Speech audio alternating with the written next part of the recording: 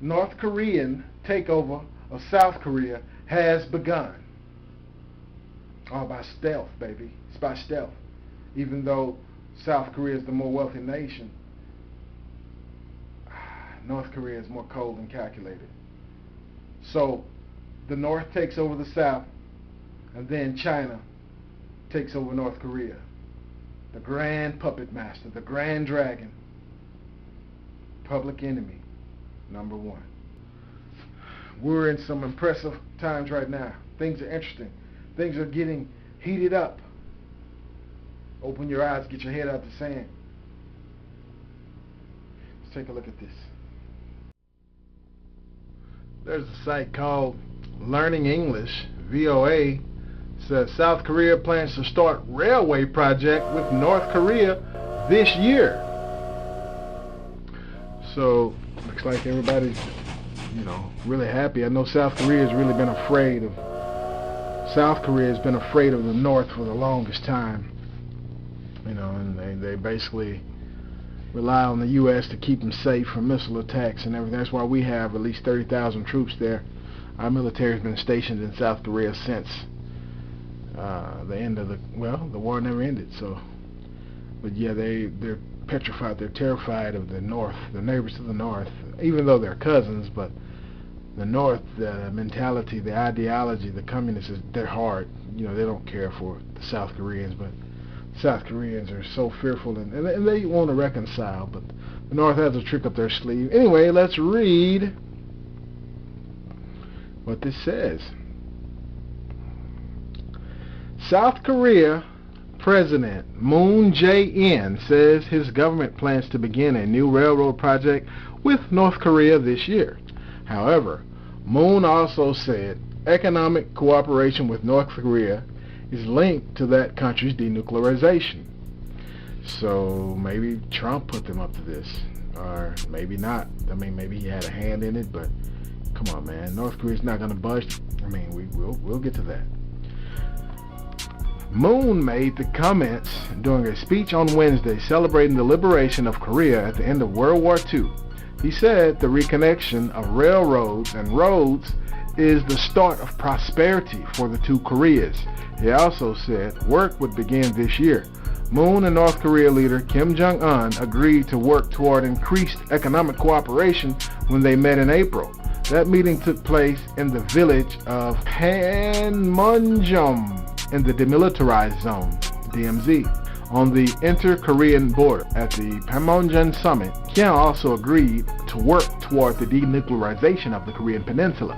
The South Korean peninsula helped bring about the historic summit in June between Kim and U.S. President Donald Trump in Singapore. At that meeting, Kim repeated his commitment to denuclearization. However, since the summit in June, the U.S. and North Korea have not been able to reach agreement on the denuclearization issue. The U.S. insists that North Korea completely disarm its nuclear and missile weapons before it receives any economic concessions. That's a smart idea, because just because they met, all of a sudden, the allies, like especially South Korea, they so afraid they just want to give them the world now. Oh, all right, he's changed. Come on, man. This man finna take y'all over. Him and China, y'all finna be communists. South Korea is you finna see what it is. Y'all so afraid sometimes you have to stand up. So, y'all finna get turned communist, because, it looks like the guys already backslid on the deal. If there was a firm deal between President Trump and Kim Jong-un, it looks like Kim may have already started to backslide. We see he's doing, rebuilding his missiles and meeting with China, and we hit China and Russia with more sanctions because of that. We'll get to all of that. Okay. North Korea wants economic concessions after each step of the denuclearization process. Sanctions enforcement. Currently, international sanctions put on North Korea for its nuclear and ballistic missile tests do not permit a major railway project. The joint Korean railway project to link South and North Korea with high-speed train service is estimated to cost $35 billion. It would provide North Korean industries an overland rail connection to China, Russia, and even Europe. The international sanctions stop 90% of all trade with North Korea and most international finance. President Moon did not explain how he would get past these sanctions to proceed with the railway project. This week, U.S. Ambassador to South Korea Harry Harris repeated the Trump administration's position. He said, denuclearization must come before the sanctions are eased. Sanctions will remain in place, said Harris during a speech at the Korea National Diplomatic Academy in Seoul. He added that the North must take strong actions toward denuclearization. The U.S. State Department said on Tuesday that no official meetings are planned between the U.S. and North Korea, but that informal talks continue. Economic ties. Moon said that improved relations between the two Koreas will aid progress in denuclearization. Moon also said that renewed economic ties could generate $149 billion from North Korea over 30 years. And joint economic projects like the Kaesong Industrial Center, which closed in 2016, could bring thousands of jobs to the north. Moon is to visit Pyongyang in September to hold another summit with Kim. Peace treaty. The South Korean president also said he supported a peace declaration to officially end the Korean War. Fighting stopped in 1953 with an armistice agreement. South Korean media have said that the U.S., South Korea, China, and North Korea may release a peace statement in September. Such as announcement could take place at the United Nations General Assembly meeting in New York City. North Korea has called for a peace declaration before moving forward with nuclear talks. The U.S., however, wants denuclearization progress first.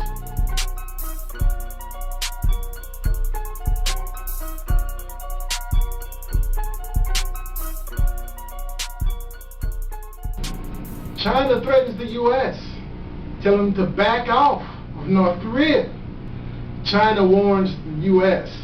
to ease sanctions on North Korea.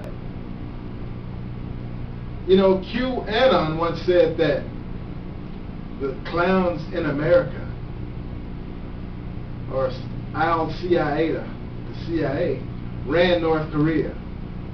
And they said that they were going to defang them, basically. But it looks like China actually runs North Korea. And they're saber-rattling, making threats as if they're the new superpower. De facto or de jure, China may be the world's #1 power now. Even though U.S. is still touted as the world's #1 military, the world's #1 economy, the world's #1 superpower, China may be trying to step on #2 to become #1 and overtake the U.S. in the days to come.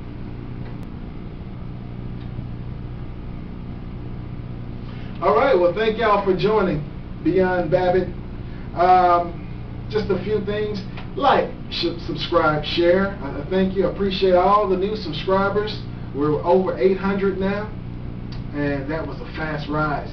But it took a long time. We were stuck at, under 200 for a while, and then it shot up. So we praise the Lord for that. Hallelujah. Some new platforms that have been suggested for us. One is Twitter. Another is Instagram. So be on the lookout. We may be joining those networks. I'm not that keen or a fan of Facebook. I haven't been on it. I'm on it, but it's not for me, man. So we'll try other ones. See if I like something better. And also, give me an email. I'm going to start. The links are going to be in the description. The links to the shows are in the description. All the news clips are going to be in the description. Send me an email. Any show suggestions, questions, comments, concerns, contact me, please. If you want to do an interview, we're going to start doing interviews soon. Advertisements, if you'd like to advertise on our channel, please let me know. And music producers, we're looking for music, instrumentals, any genre. We're going to be doing our news to music. A lot of the videos we're going to put to music. Some of our own music, some others. Reach out, hit me up. And donations, we're going to have a way for you to donate, and we'll probably have products coming soon that you can purchase. And thank you for your support. Thank you for helping us get the word out. We'll be in touch. Hopefully you like the new studio. Let us know what you think. Like, comment, subscribe, share. Brian Anthony, Beyond Babbitt, over and out.